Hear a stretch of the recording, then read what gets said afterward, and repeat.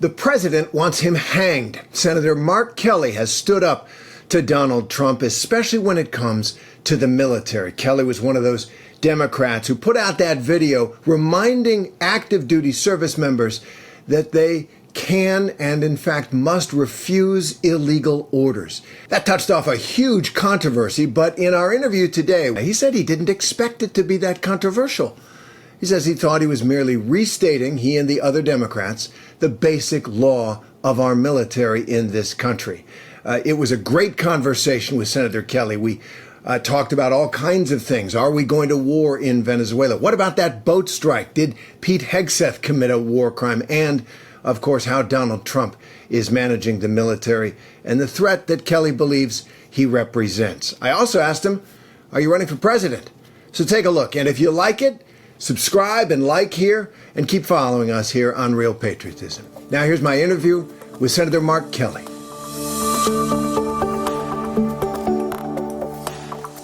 Senator Kelly, it's great to see you. Thank you for doing this. Appreciate it. Thank you for having me on. I want to ask you, obviously there's so much news, you're making a lot of it, but I want to take you back a few days, a couple weeks now, to the decision point for you to come out with your Democratic colleagues and make that video in which you reminded members of the military that they can refuse illegal orders. As somebody who's served, who's thought a lot about these things, was there a moment where you or people close to you thought or said to you, it's not a great idea to do this? Not just because you may be sticking your neck out, but because it might interfere with regular order and discipline. Did you doubt it at all? I just want to ask about your decision-making process.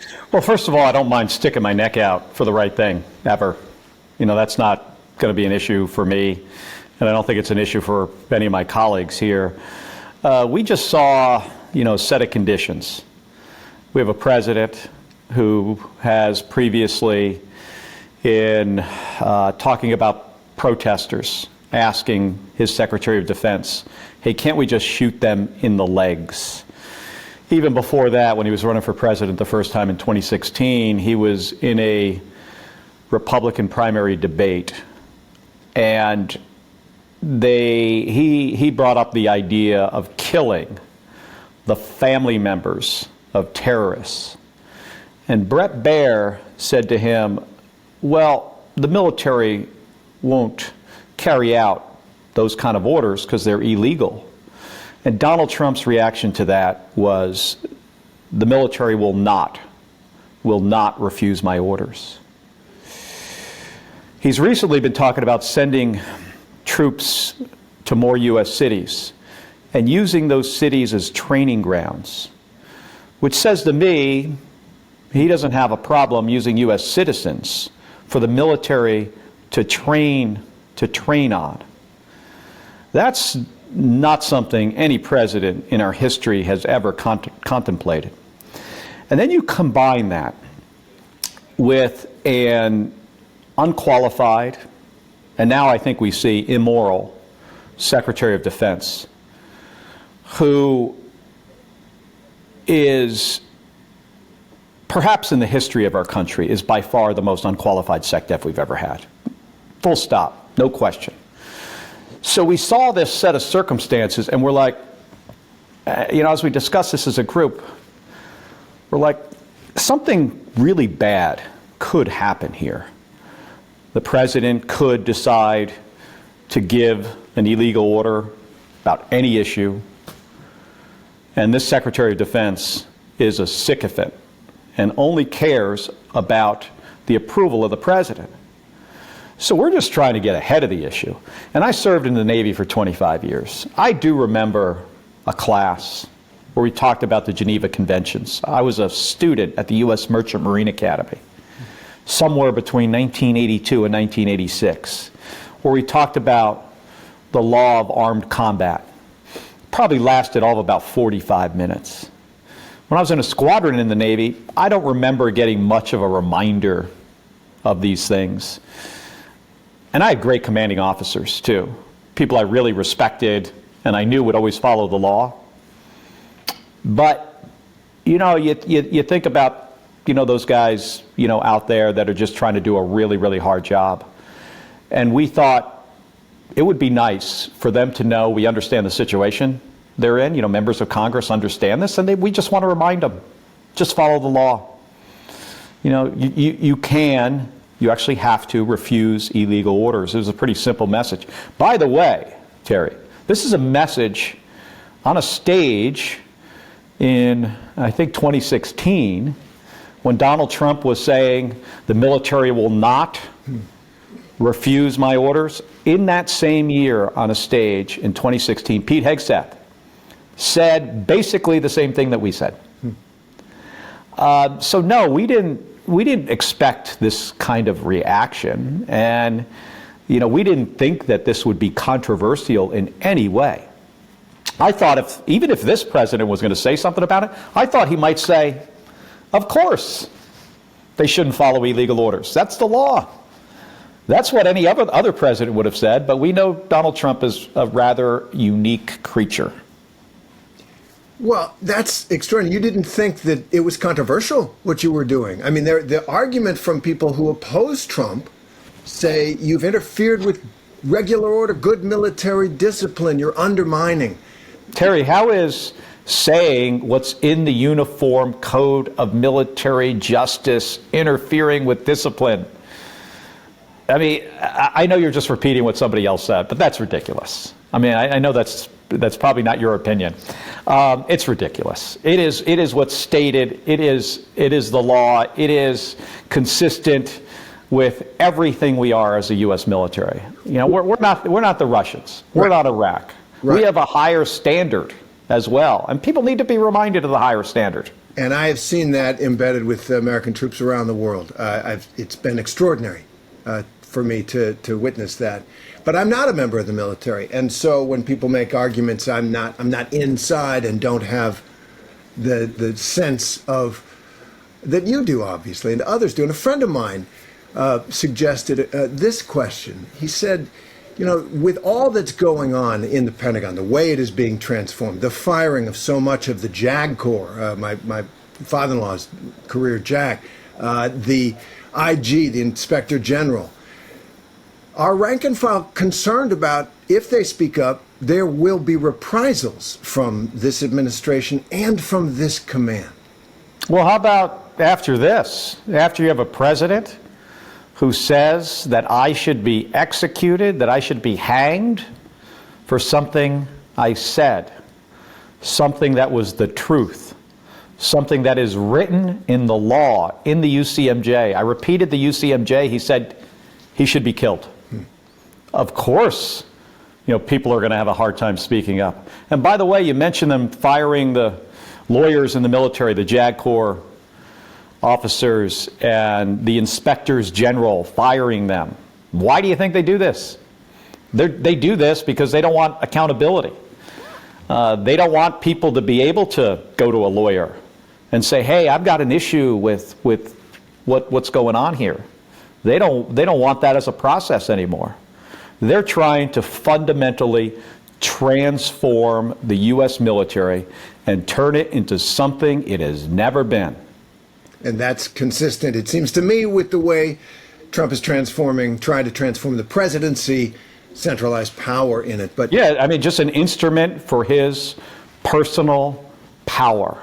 And so are we now, Senator, in this investigation of the boat attack in the Caribbean and the orders that Secretary Hegseth gave, are we now seeing that line has been crossed? And what do you think of the attempt to scapegoat, it seems, or perhaps the responsibility lies with Admiral Bradley in that room? I feel really horrible for members of the military that have been put in this position. It's hard to work for a fundamentally unqualified and immoral person. It's a challenge. You got to speak up, you got to push back. And speaking truth to power is a very difficult thing to do. I mean, you see what happened. We did it. President of the United States says, kill them. Has a president ever said before that members of Congress should be executed? I don't think so, and we can't normalize this. So I think with regards to this investigation, I mean, there needs to be one. I don't want to really prejudge, what the outcome is. I am really concerned with these orders. It is obvious to me that this president is saying, not my fault. It's never his fault. He's trying to blame Pete Hegseth. Pete Hegseth, not my fault. I'm going to blame the uniformed military, for this. Even though a couple weeks ago he says he was there, he monitored the whole situation, he took 100% credit for it. It was his mission, his operation. He did this. He made all the decisions. He killed the narco-terrorists. And then, when it looks like there's a chance that somebody crossed a serious line, this guy turns around and does the opposite of what you would expect from any serious leader. He abandons his people and he runs as fast as he can in the other direction. It is embarrassing. He leaves the members of the military now to face an investigation. And I do wonder, have we become so callous over the years since 9/11 and that authorization for the use of military force, which has been used by successive presidents to have members of the military kill people all over the world, sometimes under President Obama, American citizens. And I just wonder if there's a defining this all down, if for the rank and file and for the officers who've come up in this atmosphere, it's too easy to pull the trigger. Yeah, I think that could be the case. I think it's important to, constantly reevaluate who we are, what do we stand for, what kind of moral compass do we want this nation to have. I think that's an important thing to do. I used to have a commanding officer, a guy named Terry Toms from Iowa, very practical person. He was my commanding officer in the first Gulf War. He's a guy I would follow anywhere. But he used to always say that if you're not changing something, it's getting worse. I think it's important for us to constantly reevaluate where we are and what we're doing. And when you're in wars in Afghanistan and Iraq for an extended period of time, it's so hard on service members. I mean, there are people that have spent, multiple combat tours in both of those countries, good portions of their adult lives. And now we have this president, seemingly about to get us into a war in Venezuela because Maduro is a bad guy, right? We want him gone.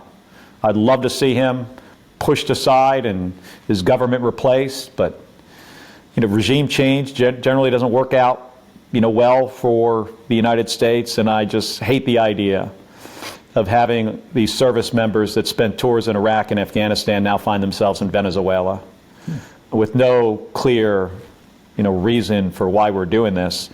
I mean, yesterday, Juan Hernández was released from prison. The president of Honduras went to prison for the exact same thing that this president says Maduro's doing. And then he pardons him. I think that's going to be an interesting story.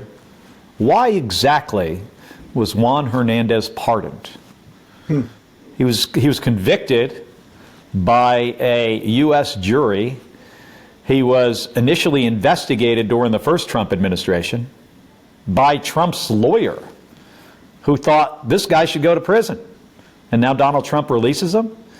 So, I mean, we're on the verge of potentially getting into another huge conflict, this time in Venezuela, with no clear mission, purpose, and no discussion with the American people. I mean, has Donald Trump gone to the American people and stated the case? No, I haven't seen it. I can't figure out the case. It seems like there's a different justification every day. But let me ask, we got a couple of more minutes, and I just want to ask a couple of questions. The consequences. What are the consequences? What have they been for you? Are you concerned you may end up in prison? Are you concerned about your status in the military? Are you concerned about your personal safety? Personal safety is a thing. I'm no stranger to political violence. My wife, Gabby, was shot in the head and went through hell because of it.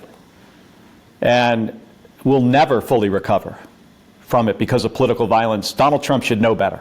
He's talked about political violence. He's talked about, how we've got to stop this. He didn't even make it to Thanksgiving. The guy can't even keep track of what he says. Am I concerned about me going to prison? This is more important than me. I mean, if I was to back down from the President of the United States for something I said, what kind of message does that send to members of the military, to retired military like me who served 25 years? What kind of message does it send to the American people? The message would be, you better not say something the president doesn't like, or maybe you'll wind up in prison. So I'm not concerned about what Pete Hegseth or anybody in the military does to me, because that is not the important issue here. The important issue is, the more important thing is that not to be intimidated. Nobody should be intimidated by this president. This guy works for us. He seems to forget that. He walks around and he thinks he's a monarch, and he's not. He's an elected president. He works for every single U.S. citizen. Somebody around him needs to remind him of that. So I'm not going to back down. I mean, there is nothing they can do to me to get me to back off. I think a lot of people are appreciative of that. A lot of people who can't find what it takes to stand up. You look around that cabinet room, for example, when he calls Somali Americans garbage. A lot of those people know better, but they'll never say a word. And how embarrassing is it that they go around that room and every single one of them kisses his ass? I mean, I used to, when I was the commander of the space shuttle a couple times especially, I used to, in one of my first meetings with my crew members, I would sit them down and I would say, hey, what we're about to do here, usually it's a year and a half before. Really serious, really dangerous, just such high consequences. And then I would tell them, you guys are required to question my decisions. It is not optional. If you think we should be doing something differently and it affects either safety or mission success, you have to bring it up, and we will talk about it, and we'll get through it. We'll figure it out together. Do you think anybody in that cabinet room would ever do anything like that? I cannot imagine what it costs to be that subservient to that man. Just the damage it does to these people's reputation for the rest of their lives. Well, my final question. Yeah. Given the way that you do stand up to the president in this moment, are you thinking about running for that office when the time comes? I'm thinking about getting through this week. There's a better answer than that. I'm thinking about getting back to Arizona. I got a full weekend in Arizona. I think I got a half a day off on Do you think you could do that? Saturday. Do you think what? Do you think you could do that job? I think it's an impossible job for anybody. I think, and I think this president, rank them all, he's last. By far. He doesn't come close to the second worst president. I think it's a really hard job. I think you got to put really good people around you. I think you got to listen to them. I think you've got to be a leader that is willing to, take advice and understand why you're there and work for the American people and not try to rip them off. I mean, this president is ripping off the American people. He looks for every opportunity to stuff money in his pockets, from his supporters, selling them a bunch of crap, bad meat, and wine and sneakers and cell phones that they're never going to get. I mean, it is embarrassing. I mean, look at how other countries must view us now with this guy in the Oval Office and this guy as Secretary of Defense. I hope we, get out of this. But neither of these guys, Pete Hegseth or Donald Trump, are the leaders that this country needs. Well, you certainly have become a leader in calling all that out and standing up for what you and a lot of Americans believe in. And Senator, I want to thank you very much once again for joining. Appreciate it, Terry. Thank you. Thanks.